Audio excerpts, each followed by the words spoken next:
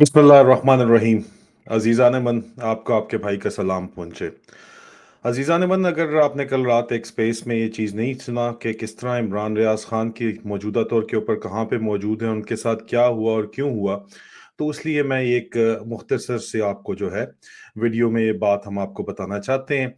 इमरान रियाज़ ख़ान का जो स्क्रिप्ट लिखा गया है, वो बिल्कुल वही स्क्रिप्ट उसी ज़हन के साथ लिखा गया है जो स्क्रिप्ट 2016 में लिखा गया था, जब chief justice Sindh high court justice Sajjad Ali Shah sahab के साहिबजादे अवैस अली शाह साहब को अगवा किया गया था आईएसआई की जानिब से। ये आईएसआई में मौजूद अफसरान का दावा है। और मेरे जो ज़राए हैं वो उसके अलावा पाकिस्तानी इस्टेब्लिशमेंट के ज़राए भी इस तमाम ख़बर जो मैं आपको दे रहा हूँ, इसकी जो है वो वेरिफिकेशन करते हैं। ये जो सब कुछ हुआ था 2016 में, ये उस वक़्त मेजर जनरल अज़हर नवीद हयात के अहकामात के ऊपर हुआ था, जो उस वक़्त सेक्टर कमांडर थे कराची के। ये वही मेजर जनरल अज़हर नवीद हयात हैं जिन्होंने हामिद मीर के ऊपर गोलियां भी चलवाई थीं और उनको भी ज़ख्मी करवाया था। ये जो कहानी है हामिद मीर साहब की, ये पहले भी हम आपको बता चुके हैं और हामिद मीर साहब को बराह रास्त भी हम बता चुके हैं ट्विटर के ऊपर, इसलिए हम इसके ऊपर नहीं जाएंगे। सवाल ये उठता है कि आईएसआई ने क्यों अगवा किया था, किडनैप कहते हैं, अगवा किया था सिंध हाई कोर्ट के जो चीफ जस्टिस हैं सज्जाद अली शाह साहब के साहिबजादे अवैस अली शाह को 2016 में। इमरान रियाज खान की मौजूदा सूरत हाल समझने के लिए ये बैकग्राउंड जानना बहुत ज़रूरी है। ये दरअसल 2016 में जो वाक़या हुआ था, ये कवर स्टोरी थी। कवर स्टोरी किस चीज़ की थी? ताकि बैनुल-अक़वामी मीडिया को ये बताया जाए कि अवैस अली शाह को अगवा किया है दहशतगर्दों ने, क्योंकि वो अपने लिए रियायत चाहते हैं अदलिया से, इसलिए अगवा कर लिया गया है। और 1 महीने ही बाद जून 2016 में उनका जो है अगवा किया गया था और जुलाई 16 ये 2 जून 2016 में उनका अगवा किया गया था और जुलाई 16 2016 में अवैस शाह साहब जो हैं उनको रिकवर कर लिया गया। इंटेलिजेंस बेस्ड ऑपरेशन एक कह के खैबर पख्तूनख्वा में टांक के मुकाम से। उसके अंदर फ्रंटियर कोर जो है उसको इन्वॉल्व किया गया, एक फेक ऑपरेशन किया गया और उस फेक ऑपरेशन में पुलिस को बिल्कुल मुकम्मल तौर के ऊपर दूर रखा गया। आईएसआई ने ऑपरेशन लीड किया और आईएसआई ऐसे तमाम ऑपरेशन लीड करती है और करती चली आई है जिसमें एफसी का इस्तेमाल किया जाता है, बिलखसूस खैबर पख्तूनख्वा के अंदर। दिलचस्पी की बात यह है कि अवैस अली शाह को अगवा कराची के एक पॉश एरिया से किया गया और उनको टांक ले जाया गया और जब वो टांक पहुंचे हैं तो वहां पे जो है वो पहुंचने तक दरमियान में किसी किस्म का कोई भी मसला नहीं हुआ। हालांकि पूरे मुल्क के अंदर हाईएस्ट लेवल ऑफ सिक्योरिटी था, वॉर लड़ी जा रही थी, वॉर विदन लड़ी जा रही थी। अब ये पूरे का पूरा मसला इसलिए नहीं हुआ कि एक स्टेज मैनेज्ड ये ऑपरेशन था। 3 दहशतगर्दों को आईएसआई की हिरासत से निकाल के मार दिया गया और फेक एनकाउंटर जो है वो दिखाया जाता है और एक ब्लैक कलर का डबल केबन डाला जो है उसको इस्तेमाल किया जाता है गंडापुर चौक पे टांक जिले के खैबर पख्तूनख्वा में, जबकि अवैस शाह जो है उनको टांक से रिकवर करके नामालूम मुकाम के ऊपर मुंतकिल कर दिया जाता है। इस वक्त lieutenant general Asim Bajwa DG ISPR थे और lieutenant general Rizwan Akhtar DG ISI थे। ये पूरा ड्रामा जो है ये जनरल राहील शरीफ की मर्जी से रचाया गया था और जनरल राहील शरीफ इस ड्रामे में हकीकत का रंग भरने के लिए मुसलसल चीफ जस्टिस सज्जाद अली शाह को जो है वो फोन करते रहे। अवैस शाह जो है वो टांग से वापस कराची डीजीआईएसआई के खसूसी तैयारे में उसको लाया गया और उसके बाद वहां से कराची रेंजर की उनको कस्टडी में दे दिया गया और कराची रेंजर ने उनकी बाजियाबी की इतलाह के लिए 25 लाख की जो है वो इनाम का ऐलान किया हुआ था। लेकिन सवाल ये उठता है कि रेंजर ने ही ये ऐलान क्यों किया था, पुलिस और सिंध गवर्नमेंट ने क्यों नहीं किया था? ये दरअसल पूरे स्क्रिप्ट का हिस्सा है, इस तरह कहना है हम खामोश मुजाहिदों का। टोयोटा एक्सियो गाड़ियां इस्तेमाल की गई थी। इस तमाम के तमाम जो है दहशतगर्दी का जो ये ड्रामा था या जो किडनैपिंग का जो ड्रामा था, उसके अंदर जो है ये टोयोटा एक्सियो गाड़ी इस्तेमाल की गई थी, जो आज दिन तक आईएसआई की पूरे तमाम पाकिस्तान में जिधर भी आप जाएं वहां पे आईएसआई ये टोयोटा एक्सियो गाड़ियां जो है ये इस्तेमाल करती है। पुलिस जो है वो सिर्फ और सिर्फ पुलिस जो है उनको इस्तेमाल नहीं किया जाता इस तरह के ऑपरेशंस के अंदर, लेकिन उनके अफसरों का इस्तेमाल होता है, बिल्कुल उसी तरह जिस तरह अब आईजी पंजाब का इस्तेमाल कर रही है आईएसआई इमरान रियाज खान केस में, और आईजी इस्लामाबाद का भी अब इस्तेमाल किया जा रहा है इमरान रियाज खान केस के अंदर। दिलचस्पी की बात यह है कि जो गाड़ी अगवा करने के लिए अवैस अली शाह को इस्तेमाल की गई, उसके ऊपर पुलिस की नंबर प्लेट लगी हुई थी, और पूरे पाकिस्तान के अंदर जो है वो पुलिस की नंबर प्लेट वाली गाड़ियां आईएसआई वाले इस्तेमाल करते हैं ताकि ये अपनी आइडेंटिटी जो है वो छुपा सकें। लेकिन ये सारा ड्रामा रचाने की जरूरत क्यों पेश आई? अब इसके बारे में जो जराए हैं वो कहते हैं कि ज़रब अज़ब ऑपरेशन जो 2014 में एपीएस हमले के बाद शुरू हुआ था, उसके बाद जनरल राहील शरीफ उस ऑपरेशन की भी चाहते थे कि कंटिन्यूटी हो और एक्सटेंशन लेना चाहते थे जनरल राहील शरीफ। अब जनरल राहील शरीफ की एक्सटेंशन से फायदा किसको था? वो फायदा बिल्कुल general lieutenant general Rizwan Akhtar को था, बिल्कुल उसी तरह जिस तरह जनरल बाजवा की एक्सटेंशन का फायदा जनरल फैज हमीद को था, और अब आसिम मुनीर साहब की एक्सटेंशन का फायदा जो है वो मेजर जनरल फैसल नसीर को है, जो डीजीआईएसआई बनना चाहता है, कोर ऑफ मिलिट्री इंटेलिजेंस का पहला, और प्रमोट होना चाहता है आगे।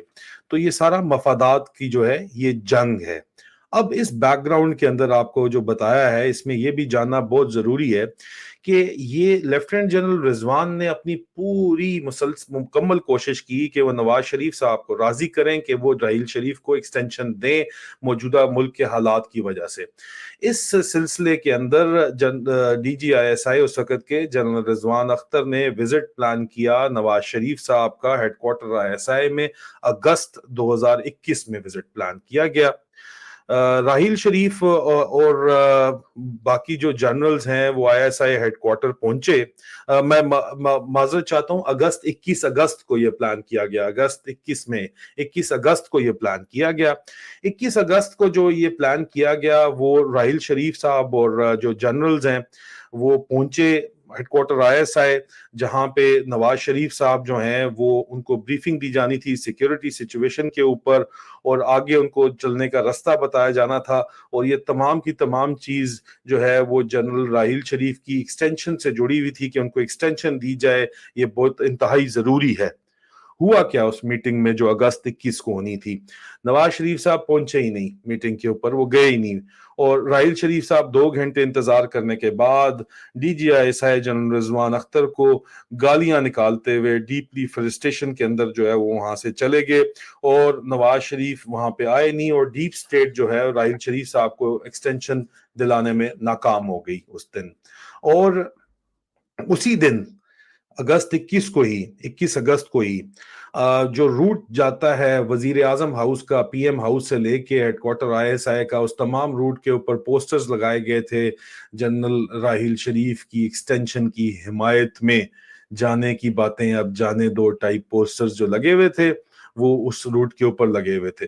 एक्सटेंशन की रीजन जो बताई जानी थी वो ये थी कि जनाब ज़रब अज़ब ऑपरेशन चलता रहेगा, कराची ऑपरेशन जो हुआ है वो हमने करना है, अवैस अली शाह का अगवा जिसके अंदर शामिल है, बलूचिस्तान में जो है वो रिकंसिलिएशन की एफर्ट्स बताई जानी थी, चाइना पाकिस्तान इकोनॉमिक कॉरिडोर एक बताया जाना था कि उसकी सिक्योरिटी जनरल राहील शरीफ का ब्रेन चाइल्ड है, मेड इन पाकिस्तान इंडस्ट्री जो सेक्टर है, डिफेंस इंडस्ट्री सेक्टर है, वो जनरल राहील शरीफ उसको स्पेयर हेड कर रहे हैं, इसलिए बहुत जरूरी है। नई फॉरेन पॉलिसी और रशिया से तल्लुकात जो है वो बहाल करना, उसके अंदर राहील शरीफ साहब बहुत जरूरी है।